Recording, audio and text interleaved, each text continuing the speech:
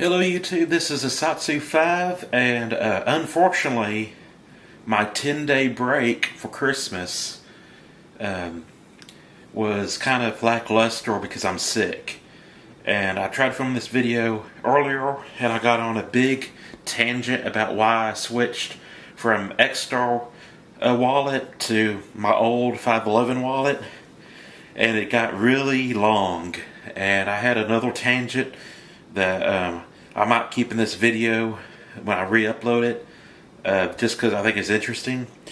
But basically I'm doing an EDC update because I was too sick to do anything interesting. And so I couldn't visit my brother and his wife and family. I didn't even feel like, and keep in mind, I was feeling kind of sick, like bad, when I was like leading up to Christmas. But around Christmas time period, like Christmas Eve and Christmas Day, I was feeling better, but I didn't feel like going out and being around people. I didn't want to like get them sick, and I didn't have COVID. It was some kind of cold or upper respiratory infection that I'm still kind of dealing with, and so I wanted to be safe for other people. I didn't want to get them sick, so I kind of sequestered myself. But leading up to those days, it wasn't fun. Did a lot of sleeping, and had like a tickle in my throat, and just a bunch of stuff that's just not cool. Anywho, since I wasn't able to do any like real filming projects, and I wasn't able to hang out with my brother, I thought I'd do an EDC update. Now, there was, not including this wallet, there was 2 changes to my EDC. I got my phone, which is over there, but it has a new phone case, but it's not worth showing off at the moment because it's just a new phone case, nothing real special about it. Got my Apple Watch. When I'm not at work, I carry the Emerson Persian, which is a sweet blade. Here lately, I've been more thrust-centric in my self-defense philosophy than cut-centric. But this one still cuts. It's really sharp. Sometimes I carry it as a standalone blade, and sometimes it's my dedicated self-defense knife, depending what's going on. I will tell you that my Nut 'n Fancy, I would fail the Nut 'n Fancy pocket check because I haven't been carrying a flashlight here lately. I don't mind being out at night when I'm on vacation and I'm like walking the Strand in Galveston, or if I'm the designated driver for my friends. But during the fall time period, I don't really go shopping after 6. I don't go outside, in town when it gets dark. I think that's a logical thing to do. I think most of us are wired that way. And like I said, I'm not necessarily afraid of the dark, but my town's getting kind of rough, and if I have no real fun business being out at night, like Buffalo Wild Wings, watching the fights at Buffalo Wild Wings, if I'm not doing anything fun and I don't have money to spend on clothes, like I'm not shopping for clothes, which is not necessarily fun for me. It depends on what store I'm at. But, I just don't go out, when it gets dark in the fall and winter time period. But I do carry, when I'm not at work, Palm pepper spray. This is my favorite pepper spray. As you can see, it doesn't scream pepper spray. It's not logoed with Sabre or whatever other brands of pepper spray. It doesn't say pepper spray on it. It doesn't say mace. It's a very clean, attractive, very carry-friendly package, and I love it. I've been sprayed with this twice, and I have videos of me being sprayed with it, and I can tell you it works. And so you get a good bit of performance out of this. I trust it with my life. And I think if you're going to be a protector or a defender, I think you're really not doing yourself a service or anybody else a service unless you carry pepper spray. Because let's face it, those times where a knife is not appropriate, a gun's not appropriate, you really don't want to punch them. You want something that will keep them from getting to you. But, you know, like someone's mouthing off to you and they're bowing up to you and you think it could turn physical, give them the sauce. And, you know, and there's nothing really wrong with that. If you think it's going to get violent, but they're unarmed, you might not be in a legal position to pull a gun or a knife.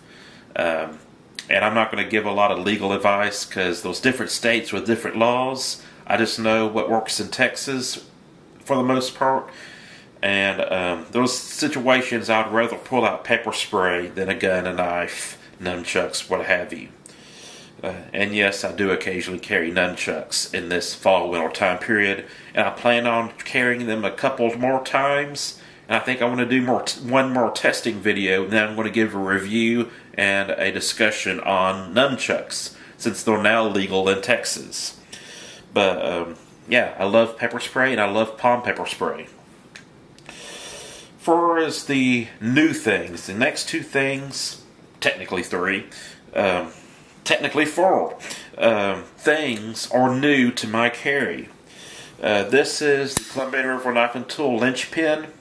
My brother suggested to my dad to get me this for Christmas, and this is my first deadbolt locking knife. And if you don't know, the deadbolt locking mechanism is the one locking mechanism that Andrew Dibko was like, wow, this is legit, I'm impressed. It still didn't hold up as well as the Triad lock, but it was a good competitor. And I haven't tried the deadbolt locking system yet, and I'm glad I got one. And I'm glad I got one that's VEFSA rated. And this is going to be my work knife.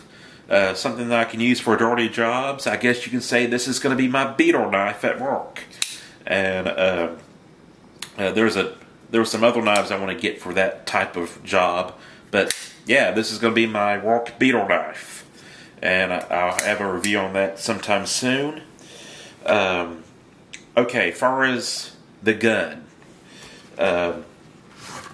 This is a Taurus 805 Defender. And some people don't like you muzzling the barrel or the gun to the camera, but I'm showing you quite clearly it's unloaded. That's why I'm doing that. And some people hate it when I do that, but what? You gonna shame me, bro?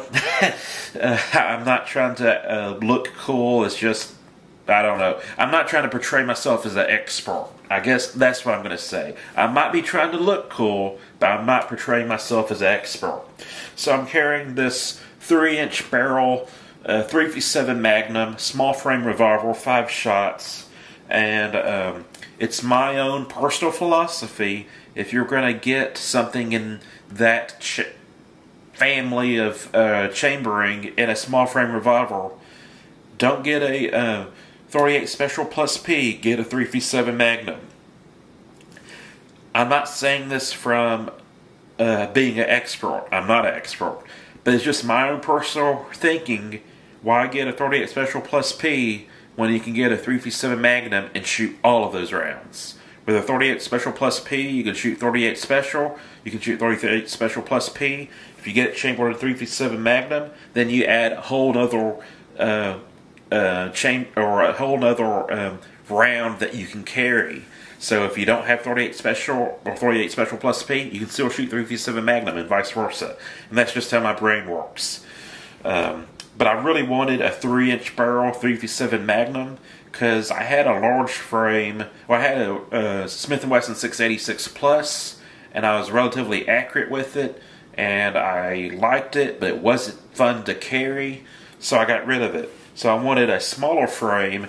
Instead of having a 4-inch barrel, I have a 3-inch barrel, so it should give me more velocity, potentially more accuracy than the Snubby, and yeah, that's why I got this. And I know it's just a Taurus, not a fancy Smith & Wesson or Ruger or Colt. But, yeah, I'm pretty happy with it so far. I need to shoot it more. And I'm going to get into the round that I'm carrying right now that I have in my wallet. I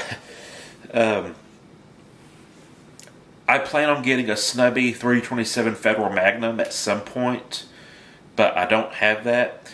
But I was looking at different 38 special rounds, and I'm an old soul that some people say that I like old guns, old style things. I like new things, but like I would much rather carry my Walther PPK than a LCP. So you just throwing that out there.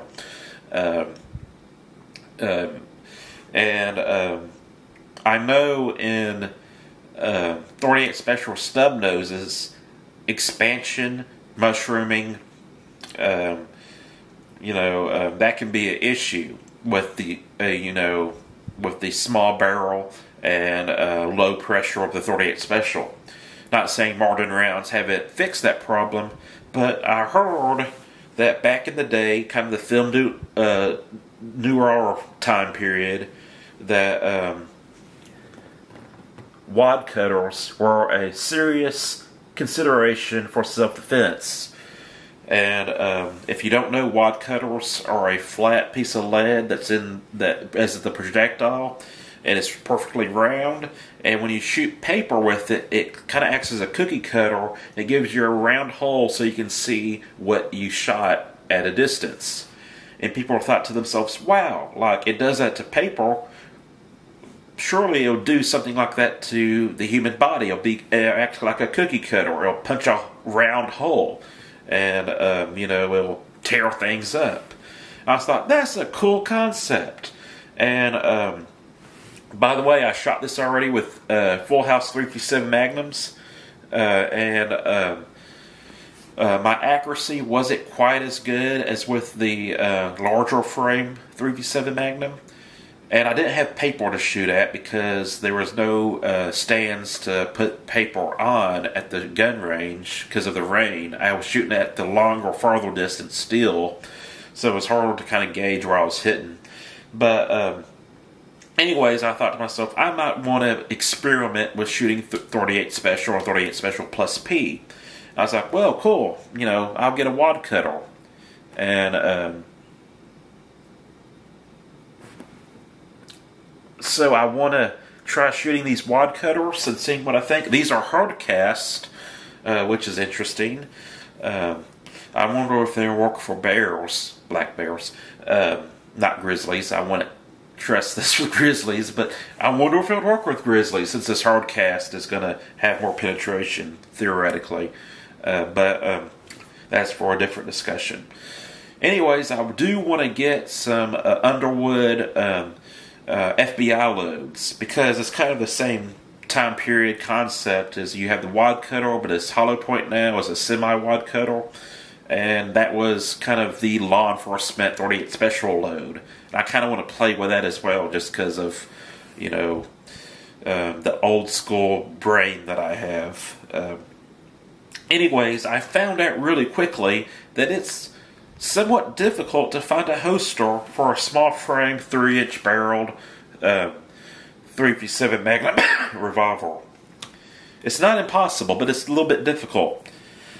I've been through 3 holsters buying holsters online. One of them I accidentally bought was a left-handed one. I was like, well, that was my fault. I bought the same holster right-handed, and it doesn't fit. It's for a Smith & Wesson J-frame, like Scandium, really thin 38 Special. It didn't fit my Taurus.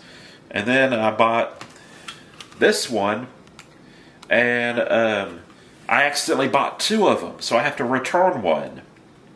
Now, if you have a Taurus 805 Defender, or is it 508? I can't remember. If you have a 3-inch barrel Taurus 357 Magnum and you want a holster for it, This isn't like the most amazing holster in the world, but it's a good holster. So far, it works. This is Azula gun holsters. Why am I reading this to you when I can just show you? You can pause that and read that. And before this, all I had was the Lachata holster. And for those of you who don't know, the Lachata holster is a homemade clothes hanger holster that, this thing's kind of just floating in your pants inside the waistband with a clothes hanger. And there's no cover for the trigger guard right here. And for some reason, this gun with a Lachata holster really wants to be carried appendix, not back here. And I don't like carrying appendix usually because one thing, depending on the size of the gun, you can't bend over. And at least I haven't found that magical spot yet. But two, if it goes off in this area, that can be very bad. And I don't want that to happen. If I'm going to have an accidental discharge, I'd rather it happen kind of in my hip fat or butt area. And not that it should go off, but, like I said, the Lachata holster doesn't cover the trigger guard. So, it's just not the safest holster. It's a cool holster. I really like the Lachata for what it is. And, here's the two biggest reasons to learn how to make a Lachata holster.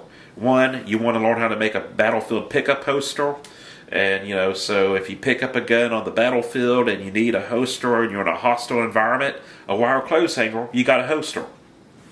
Two, you just get home from the gun show and you really want to try carrying your new fancy gun, but you don't have a holster. And that's usually the category that I'm in. So, got me a holster for my gun. Got me a round that I'm going to experiment with shooting. And by the way, I have Black Talons for this. I really want to buy a full box of Black Talons, but they're expensive. But I have I have 5 of them, just enough to fill this up. But I'm going to try experimenting shooting 38 specials and seeing how that works out for me. So that's it. That's the EDC update, and I'm out.